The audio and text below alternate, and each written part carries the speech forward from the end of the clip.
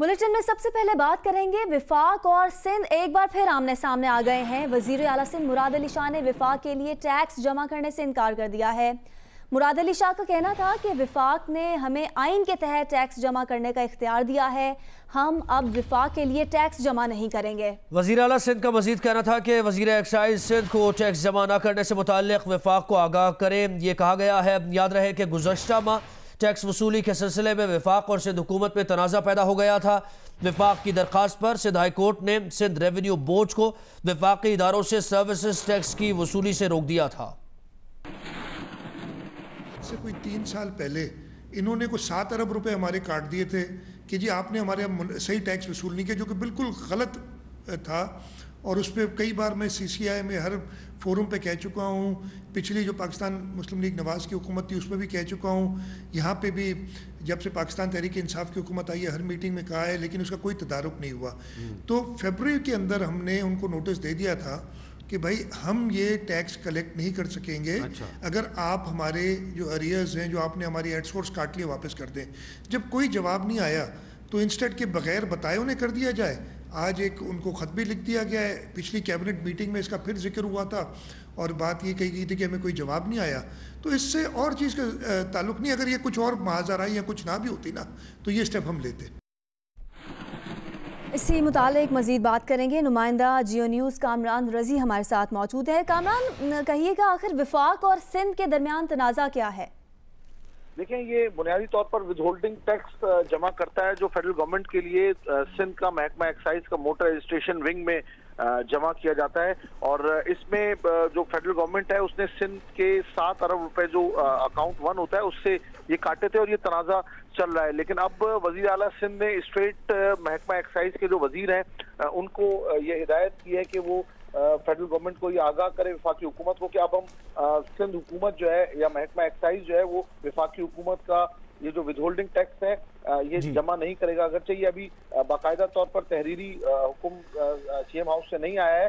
तो हम कल असेंबली के फ्लोर पर वजीर आला ने ये हिदायत कर दी थी कि अब सिंध हुकूमत फेडरल गवर्नमेंट का जो टैक्स है विदहोल्डिंग टैक्स जो सालाना 2 से 2.5 अरब रुपए सिंध हुकूमत का महकमा एक्साइज जमा करके फेडरल गवर्नमेंट को देता है, तो ये अब टैक्स जमा नहीं किया जाएगा। और वजीर आला ने ये वाज़ेह कर दिया है। तो अब इससे ये लगता है कि जो विफाक और सिंध हुकूमत के दरमियान जो माली तौर मामला पर जो तनाज़ा चल रहा था ये शिद्दत इख्तियार करेगा। और विफाक को ये 2-2.5 अरब रुपए सिंध गवर्नमेंट अगर जमा करके नहीं देता तो इससे एक ये तनाज़ा मजीद शदीद होगा। बहुत शुक्रिया कामरान रजी, आपने डिटेल्स दी।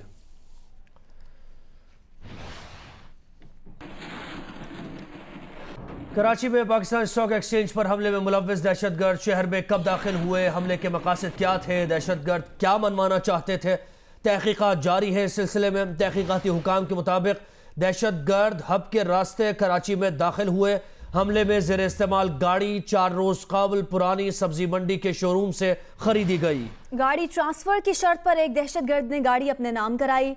एडिशनल IG कराची गुलाम नबी मेमन कहते हैं चीनी कॉन्सुलेट और पाकिस्तान स्टॉक एक्सचेंज पर हमले का मास्टरमाइंड एक ही लगता है। वजीर खारजा शाह महमूद कुरैशी कहते हैं कि कुछ कुव्वतें पाकिस्तान में इस्तेहकाम देखना नहीं चाहती। भारत पाकिस्तान को गैर मुस्तहकम करना चाहता है, पाकिस्तान मुखालिफ कुव्वतों को इस्तेमाल कर रहा है। मसला कश्मीर उठाने पर नई साजिश की जाती है, मुल्क में सियासी अदम इस्तेहकाम पैदा किया जाता है। भारत अफगानिस्तान में भी अमन नहीं चाहता।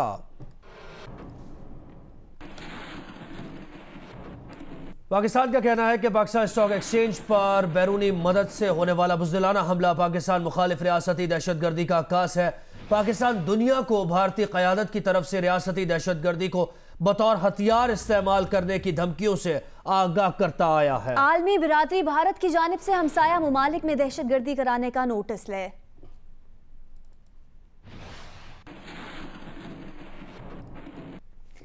स्टेट बैंक ऑफ पाकिस्तान को 1 अरब 30 करोड़ डॉलर मौसूल हो गए हैं। स्टेट बैंक को ये रकम चीनी बैंक से मौसूल हुई है। रकम तरक्याती फंड कोरोना से निमटने और गैर मुल्की अदायगियों के लिए मिली है। स्टेट बैंक को 23 जून से अब तक 3 अरब डॉलर्स मिल चुके हैं।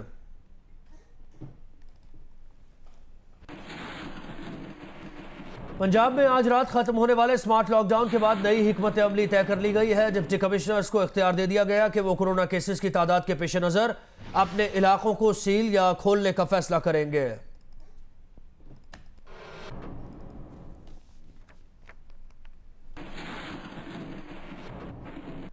कराची में लोड शेडिंग की इनिंग्स जारी है कि इलेक्ट्रिक का रिहायशी इलाकों में लोड शेडिंग ना करने का दावा धरा का धरा रह गया। मुस्तस्ना इलाकों में भी कई घंटों के लिए बिजली गायब है। शहरियों का बुरा हाल है। बिजली जाने से कई इलाकों में पानी की किल्लत भी पैदा हो गई है।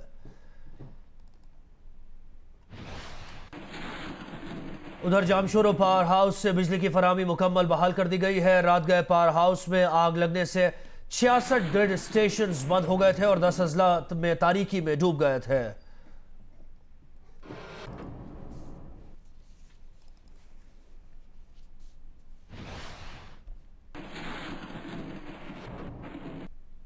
लाहौर हाई कोर्ट में पेट्रोल की किल्लत के खिलाफ दरख्वास्तों पर समाअत का अहवाल ये है कि अदालत ने पेट्रोल की किल्लत पर अरकान पार्लियामेंट पर मुश्तमिल कमेटी तश्कील देने की तजवीज़ दी है।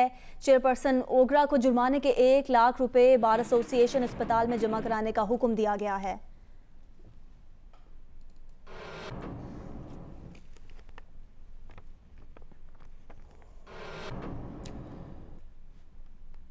ब्रेक के बाद खबर लाहौर से, जिसके एक मशहूर निजी अंग्रेजी मीडियम स्कूल में तालिबात को हिरासा करने का मामला है। लाहौर के इलाके गुलबर्ग की गालिब मार्केट में वाक़े स्कूल में तालिबात और फारिग तहसील तालिब इल्मों ने स्कूल इंतजामिया को 4 अफराद के खिलाफ हिरासा करने की शिकायत की है।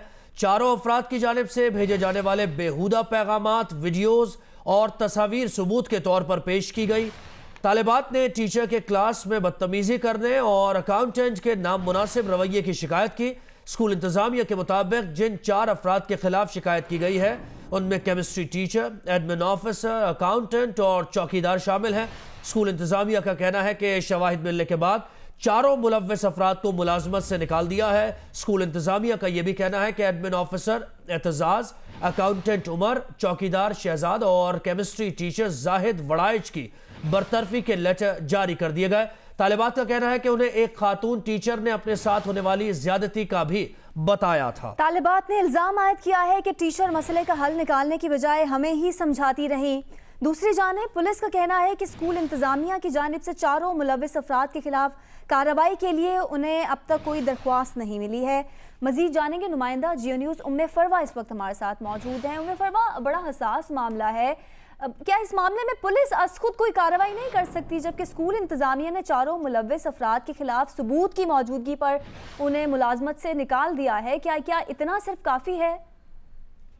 जी बिल्कुल, ये लाहौर का एक निजी स्कूल है जिसमें तालिबात को ये कोई 1-2 साल से हरासा नहीं किया जा रहा, 2016 से हरासा किया जा रहा है और ये तालिबात सहती रही, खामोश रही। और अब एक तालिबात ने इस वाक़े के इन सारे देखते हुए एक बाकायदा कैंपेन चलाई और उस कैंपेन के अंदर जो फारिगुल तहसील तालिबात थी वो भी शामिल हुई और जो इस वक्त ज़ेरे तालीम है उन लोगों ने भी, सब ने मिलकर इन 4 अफराद के खिलाफ जो है सबूत के साथ कैंपेन चलाई है और उसके बाद उन्होंने शिकायत जो है वो स्कूल इंतजामिया को दी और पूरे सबूत के साथ दी। और ये तक मेंशन किया जा रहा है कि किस किस तरीके से कब और किस किस मौके पर वे चारों अफराद इन तालिबात को जो इन स्कूल में पढ़ती रही हैं उनको हरासा किया गया है। और जो उन्होंने जो सबूत दिए हैं उनमें बेहुदा पैगामात के साथ साथ वीडियोस भी हैं और तस्वीर भी हैं जो ये अफराद उनको मुख्तलिफ औकात में भेजते रहे हैं। और तालिबात ने ये भी इल्जाम लगाया है कि जो टीचर केमिस्ट्री के टीचर थे वो किस तरह से क्लास के दौरान तालिबात को घूरते थे और उनके जिस्मानी अज़ा को उन्होंने किस तरीके से छूने की कोशिश की। और यही नहीं, जब फीस के मामले में या कोई एडमिन का मामला होता था, जब वो एडमिन ऑफिसर के पास जाते थे तो एडमिन ऑफिसर किस तरह से उनके साथ बिहेव करता था वो तक उन बच्चियों ने इस अपनी जो शिकायत है उसमें भी ये तहरीर जारी की है। और सबसे बड़ी बात यह है कि उन्होंने ये सारे मामला अपनी ही एक फीमेल टीचर से डिस्कस किया, उनको बताया कि किस तरह से ये 4 लोग उन्हें हरासा कर रहे हैं हैं और उनका यहाँ पर पढ़ना जो है वो मुहाल हुआ है। बल्कि एक बच्ची ने तो अपना हवाला भी दिया है कि जब वो यहाँ पर ज़ेरे तालीम रही तो उस दौरान में जब टीचर और अकाउंटेंट ऑफिसर की जानिब से, एडमिन ऑफिसर की जानिब से उसको हरासा किया गया, तो उसने जब कंप्लेन की और वहां पर एडमिन ऑफिसर्स में से किसी ने भी, एडमिन डिपार्टमेंट में से किसी ने एक्शन नहीं लिया, तो उस बच्ची ने अपनी उस स्कूल से तालीम छोड़कर दूसरा स्कूल चेंज कर लिया। यानी इस लेवल तक बच्चियों को हरासा किया गया कि जब उन्होंने देखा कि मुतअद्दिद बार दरखास्तें करने या शिकायत दर्ज करवाने के बावजूद स्कूल इंतजामिया की जानिब से कोई भी एक्शन नहीं लिया गया, या तो बच्चियों को छोड़ गई स्कूल, तालीम उन्होंने यहाँ से छोड़ दी, किसी और स्कूल में लेनी शुरू कर दी, या वो खामोशी इख्तियार करके उन्होंने अपनी कंप्लीट वहां पर से किया और उसके बाद वो वहां से चली गई। लेकिन टीचर, फीमेल टीचर को जिस तरह से एक्शन लेना चाहिए था वो उस तरह नहीं लिया गया। और फिर बच्चियां जो हैं, जो बता रही हैं, मायरा उमैर राना इनकी टीचर हैं, जिनको उन्होंने बाकायदा तौर पे बताया कि उनके साथ क्या क्या किस तवक ज्यादती हो रही है, बजाय इसके कि टीचर उनका साथ देती फीमेल होने के नाते, लेकिन यहाँ पर वो चीज भी नजर नहीं आई। अब स्कूल इंतजामिया ने सारी कंप्लेन और सबूत के बाद उनको मुलाजमत से तो निकाल दिया, टर्मिनेशन लेटर तो जारी कर दिए, लेकिन अभी तक उनके खिलाफ कोई भी एक्शन नहीं लिया गया। जी, यही उम्मे फरवा, यही बड़ी हैरानकुन बात है कि जिस तरह से स्कूल इंतजामिया को इस पर एक्शन लेना चाहिए था वो नहीं लिया गया। बहुत शुक्रिया, इस तमाम तर मामले पे आप बड़ी तफसील से हमें अपडेट कर रही थी। और वफाकी वज़ीर बराए इंसानी हुकूक डॉक्टर शीरी मज़ारी ने सोशल मीडिया पर जारी अपने पैगाम में बताया कि लाहौर के 2 निजी तदरीसी इदारों में बच्चियों और ख़वातीन से हिरासानी के वाक़े का नोटिस लिया है। वजारत के रीजनल दफातर हिरासानी के वाक़यात पर अलर्ट रहे हैं। शिकायत और मदद के लिए वजारत की हेल्पलाइन 1099-1099 दस्तियाब है।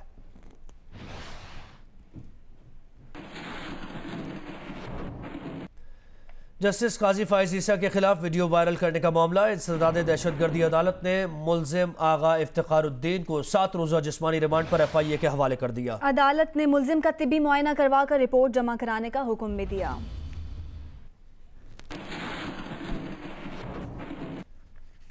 वियतनाम की वेथ जेट कंपनी में सिर्फ 6 पाकिस्तानी बतौर पायलट काम कर रहे हैं। 6 पाकिस्तानी पायलट्स में से 5 के पास पाकिस्तानी जबकि 1 के पास ऑस्ट्रेलियाई लाइसेंस था। मार्च 2020 तक कुल 12 पाकिस्तानी पायलट्स वियतनाम की फ़ज़ाई कंपनी के साथ मुंसलिक थे, जिनमें से 6 कोरोना वायरस की पाबंदियों की वजह से पाकिस्तान से वापस नहीं आ सके थे।